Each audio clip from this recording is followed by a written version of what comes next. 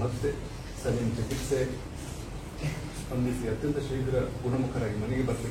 ಸಾಮಾಜಿಕ ಕ್ಷೇತ್ರದಲ್ಲಿ ತೊಡಗಿಸಿಕೊಳ್ಳುವ ಶಕ್ತಿ ಅವರಿಗೆ ಸಿಗಲಿ ಅಂತ ಹೇಳಿ ಈ ಸಂದರ್ಭದಲ್ಲಿ ಪ್ರಾರ್ಥಿಸ್ತಾ, ಆ ಮಗುವಿನ ಅಗಲುವಿಕೆಯ ದುಃಖ ನಾವೆಲ್ಲರೂ ದುಃಖ ಪಡ್ತಾರೆ.